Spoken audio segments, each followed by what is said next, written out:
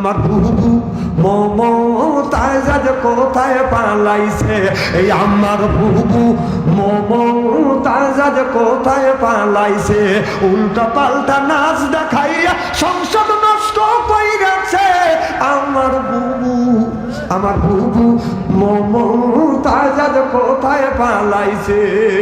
জোরখান ঠিক কি কাজ করলে মমতাজ তুমি আগে ছিলে ভালোই ছিলে, একটি ভুলের কারণে সারা জীবন থাকতে হবে মমতাজের হাজতে। মমতাজ একটা ভুলের কারণে সারা জীবন থাকতে হবে জেল হাজতে। অথবা আলেম আমার বিশ্বগামী, আলেমদেরকে বিশ্বগামী সংসদে বসে একটা ভুলের কারণে, ও মমতাজ একটা ভুলের কারণে সারা জীবন থাকতে হবে জেল হাজতে। আগেই ছিল ভালোই ছিল নৌকার কেন মাঝি হইলাম, আগেই ছিল ভালোই ছিল নৌকার কেন মাঝি হইলাম, নৌকার মাঝি হইয়া তোমার জীবন নষ্ট করিলে একটি ভুলের কারণে সারা জীবন থাকতে হবে মমতাজ জেল হাজতে। তোমার একটা তরি একটা নৌকর, একটা তরি একটা নৌকর কয়টা আছে মাঝি, তোমার একটা নৌকর একটা তরি একটা নৌকর কয়টা মাঝি, একটা মাঝি যায় না তোমার জেলের গেটে। হায় হায় একটা মাঝি যায় না তোমার, একটা মাঝি যায় না তোমার আবার তোমার দেখিতে। একটা ভুলের কারণে ও মমতা সারা জীবন থাকতে হবে জেল হাজতে। সিনেমা আমার বুবু মমতাজ কোথায় পালাইছে, এই আমার বুবু মমতাজ কোথায় পালাইছে, উল্টা পাল্টা নাচ দেখাইয়া সংসদ নষ্ট কইরাছে। আমার বুবু মমতাজ কোথায় পালাইছে। জোরখান ঠিক কিনা? এই মমতাজ বলছে ওই মুরগি ফরজ গোসল করে নাই জীবনে, সেই মুরগিটা বললা তুমি খাও দিয়ে কোন বিদে রে। ডিম তুই খাইস রে? হ্যাঁ, তুই ডিম না খালি কত মোটা হয়েছিস? আচ্ছা কথা কেন খারাপ বলতেছিল, এরা বড় বড় চোখ করে উঠছে। খালি মোল্লারা খাইছে চাটনি বাটনি মোল্লা রে মোল্লা গরো বাড়ি বাড়ি হিন্দু গোছের মিষ্টি খাওয়া কোন সরাই রায় সারি রে। কোন সরাই জারি আছে তুই আমার কাছে জেলের মধ্যে তো সরা দেখা দিন। এই মমতাজ মুসলমানরা গালি দিছে, রসুল বলেছে এখানে তো ওলামাই কুফরান যারা আলেমদেরকে গালি দেয় তারা কাফারের কাতারে দাঁড়াবি। নাউজুবিল্লাহ একটু কথা। এই মমতাজ মুসলমানের গালি দিয়ে উল্টো পাল্টা 2-3 গান গায়ন গায়া সে পাশে 10 লক্ষ টাকা। আর আমরা মোল্লারা 2-3 ঘন্টা ওয়াজ করিয়া টাকা নেওয়ার সময় যদি বলি কিছু টাকা ধরিয়ে দেও, আর একজন সেইতে ওঠে টাকা চায়া নেওয়া কি যায় যাচ্ছে। মমতাজ তোর মা হয় অগ্নিমের বড়। আমার ভাইরা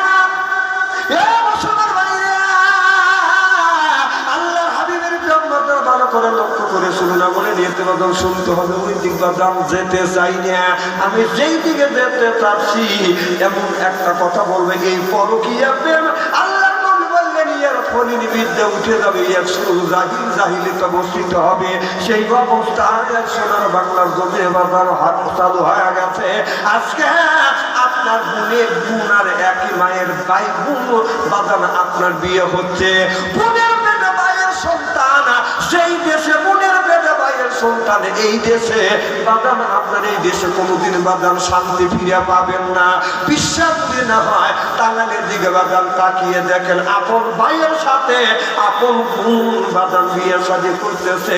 এটা হলো বাদান বাজান সেই একটা যুগে আদম নবীর সময় বাজান ছিলেন আপনার ছোট বোন আর বড় ভাই অথবা বড় ভাই ছোট বোন বাজান বিয়ে হয়েছে আদম আলাইহিস সালাম এইভাবে মানুষ বাজান আপনার বিস্তার করছে ও বাজান এইটা আল্লাহ একদম বাজান হারাম করে দিয়েছে আর পেপার পত্রিকা দেখবেন বাজান সোশ্যাল মিডিয়ায় দেখবেন ভাই ভাইয়া নিজের আপন বোনকে বাজান বিয়ে করছে এর লক্ষণটা কি এটা হলো শয়তানি লক্ষণ কি লক্ষণ আল্লাহ এই মানুষ জাতি তৈরি করবার আগে আর একটা জাতি তৈরি করেছিল আপনারা কি শুনছেন সেটা হলো জিন জাতি কি জাতি জিন জাতির পঞ্চম নবী নাম হলো হামুস নাম কি এই হামুস বিয়ে করবার পরে হামুস একজন নবী ছিলেন এই নবী বিয়ে করবার পরে তার বিবির গর্ভের থেকে দুইটা সন্তান হয় একটা ছেলে একটা মেয়ে ছেলের নাম হলো কবিস মেয়ের নাম হলো কবিসা ছেলের নাম কি যেরকম ছেলের নাম কি কবিস মেয়ের নাম হলো কবিসা এরা হলো আপন দুই ভাই বোন এরা দুই ভাই বোন জিনা নেমেসেরি করে করার পরে যখন বোনের পেটে ভাইয়ের সন্তান 6 মাস যখন গর্ভবতী হয়ে গেছে পেটটা যখন বড় হয়ে গেছে এটা জিন সমাজের মধ্যে প্রকাশ পাওয়া গেল কেড়ে তোর বিয়ে নাই হওয়ার আগে তোর পেটে বাচ্চা আসলো কারণটা কি দেখা গেল যে কবিসের সাথে জেনা নেমেসেরি করছে তখন কি বললো আপন ভাইয়ের সাথে আপন বোনেকে বিয়ে দিবে বিয়ে দেওয়ার পরে বিয়ের 4 মাস পরে ওই সন্তান জন্মগ্রহণ করলো ওই সন্তানটাই হলো ইবলিস ওই সন্তানটা কি যখন ওই সন্তানের নাম কি ওইটাই হলো ইবলিস ঠিক তাহলে এই ঘটনায় ঘটে গেছে যেটাকে আল্লাহ হারাম করে দিয়েছে সেইটা আজ বাংলার জমিনে এটা হালাল হচ্ছে আপনি এটা হালাল করে দিচ্ছে আপন ভাই আপন বোনকে বিয়ে করছে আপন বোন আপন ভাইকে বিয়ে করছে নাউজুবিল্লাহ চলে পা এই জন্য এটা আমি সরকারকে বলবো আপনারা তখন ক্ষমতায় এসেছেন আসার সময় বলেছিলেন এই বাংলার জমিনে আপনার মদিনার সনদে বাংলার জমিন চলবে এই মদিনার সনদে এই বাংলাদেশ চলবে আপনি যদি মদিনার সনদ যদি চালু করতে চান কোরআনের আইন দিয়ে যদি দেশ শাসন করতে চান ওই দুজনকে ধরে বিচার করে কথা বল না কেন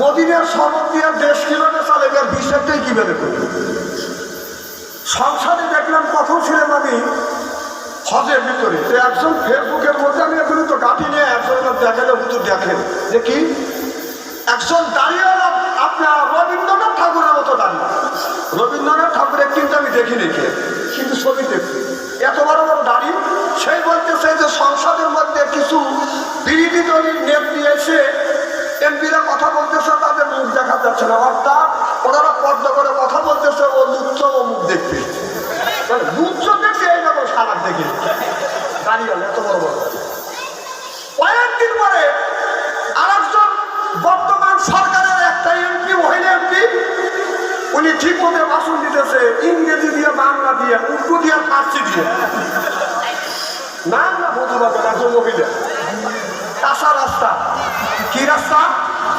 কাঁচা রাস্তা সেই মহিলা যখন বক্তৃতা দিচ্ছে কোন মুসলমান তার ভিতরে এতটা বিমান আছে ওই লোকটা ওই দিন টাকাকে পারবে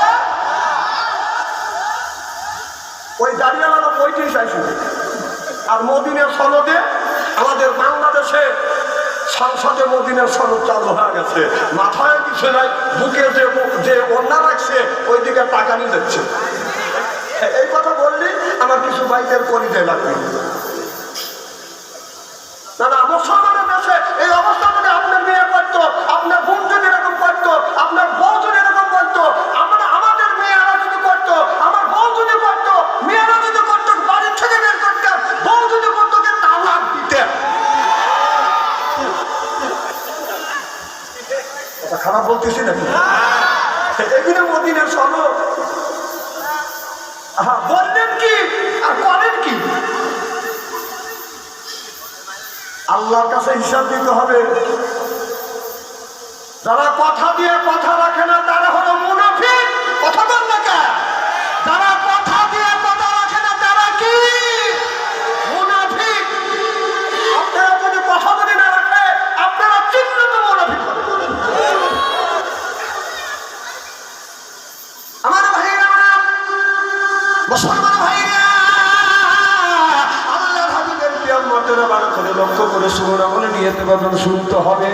ও বাবা, সেই টাঙ্গালের ভিতরে, এই টাঙ্গালের জমিনে আপনার এখনো ওই দুইজনকে বাধা, ওই মেয়েটাকে, ওই পুরুষটাকে বাধা নিয়ে অ্যারেস্ট করা হয় নাই। সরকারকে বলবো এদেরকে নিয়ে আপনি আপনার ধরে নিয়ে আইনের আওতায় নিয়ে বাজান, আইন সম্মত আপনার কোরআনের বিধান অনুযায়ী আপনি বিচার করেন। আপনি যদি একটা সঠিক বিচার করেন আর কোন ভাই কোন শয়তান এই নিজের বোনকে বাজান বিয়ে করতে সাহস পাবে না। চিল্লাপান ঠিক কিনে? এইটা যদি বিচার না হয় দেখবেন আবার ধীরে ধীরে এটাও চালু হয়ে যাবে। আরে এগুলো হলো শয়তানির লক্ষণ। কি লক্ষণ? আরে যে আপন ভাই আপন বোনের সাথে বিয়েতে করে তারা কি শয়তান। জনতান কি শয়তান। আমি তো হামুর সম্পর্কে আপনাদের জিন সম্পর্কে ধারণা দিয়ে আমি বাস্তবের সাথে কোরআন দিয়ে হাদিস দিয়ে আপনাদের বুঝে দিই। জিকির করুন লা ইলাহা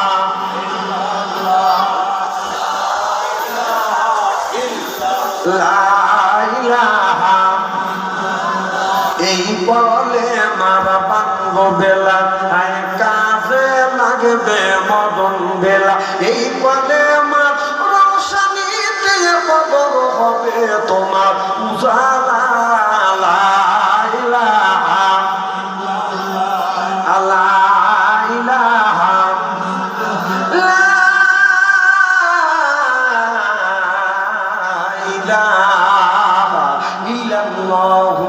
মুহাম্মাদুর রাসূলুল্লাহ সাল্লাল্লাহু আলাইহি ওয়াসাল্লাম।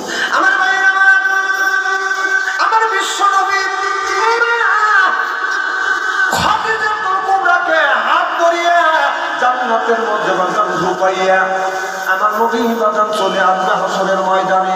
আমার নবী এসে আবার আল্লাহ চেয়ারের বাম পাশে বসবে। বসার পরে আল্লাহ নবী বলবে, আল্লাহ তুমি আমার উম্মতের বিচার করো।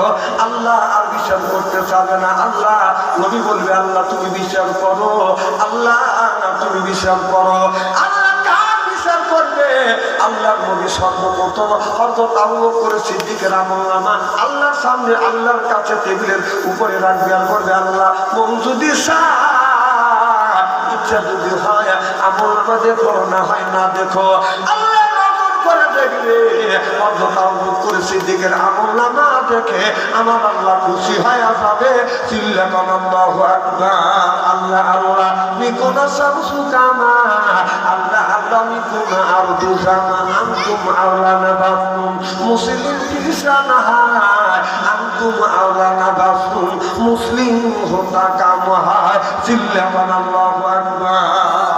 আল্লাহ বলবে, বন্ধুরা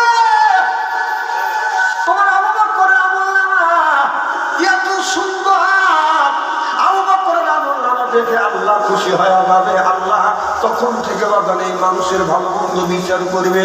সারা ভালো মানুষ যারা পাঁচ নামাজ পড়ছে, রোজা রাখছে, হজ করছে, যাকাত দিচ্ছে, মিথ্যা কথা বলে নাই, বিবিকে পর্দায় রাখছে, নিজের জীবনটাকে কোরআন দিয়ে বাজান পরিচালনা করছে, তাদের বিচার করবে। আল্লাহর ডান পাশে আপনার সাদা একটা পাথর থাকবে, এটা হলো জান্নাতি পাথর। আর যারা তুমি এই জমিনে সুদ খাইছে, ঘুষ খাইছে, আল্লাহ বলে আল্লাহ তাকুলু, সুদ তো খাওয়া দূরের কথা, আল্লাহ বলেন সুদের দ্বারের কাছেও যায় না। আল্লাহ আয়াতের মধ্যে বলেছেন কুলুবিল কুয়ুবাতুল মারাযাকনাকুম, আল্লাহ বলে আগে হালাল খাও এরপরে ইবাদত করো। হালাল খায় ইবাদত করলে এই ইবাদতটা কবুল করবে কে? হালাল না খাইয়া হারাম খাইয়া যদি আপনি ইবাদত করেন, আল্লাহ কসম করে বলতেছি যতই নামাজ পড়েন, রোজা রাখেন, আপনার ইবাদত আপনার দরবারে কবুল হবে না। কুলুবিল কুয়ুবাতুল মারাযাকনাকুম, আগে হালাল খাও এরপরে ইবাদত করো আমার আল্লাহ। সুবহানাল্লাহু আকবার। আমার ভাইরা, যারা হালাল খাবে না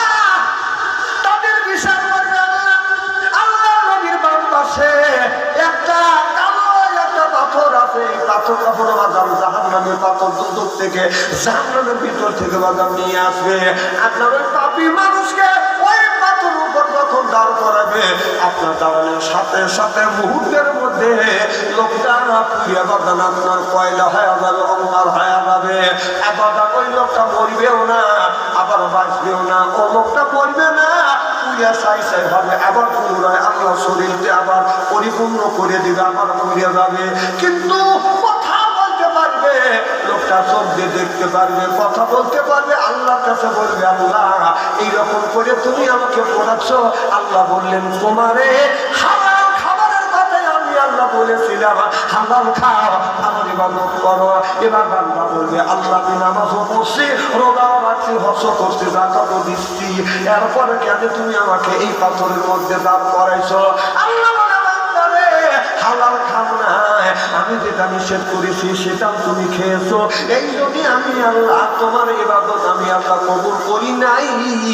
জোরকার নাউজুবিল্লাহ।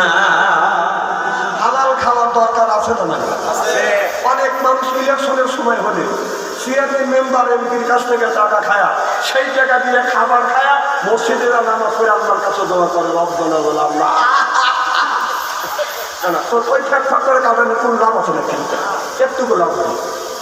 আবার পরে কি চেয়ারম্যান মেম্বার এমপির কাছ থেকে 16 টাকা খায়, টাকা খায়া আবার বলে যে আপনি না কথা দিয়েছিলেন যে আমার এই রাস্তা করে দিবেন।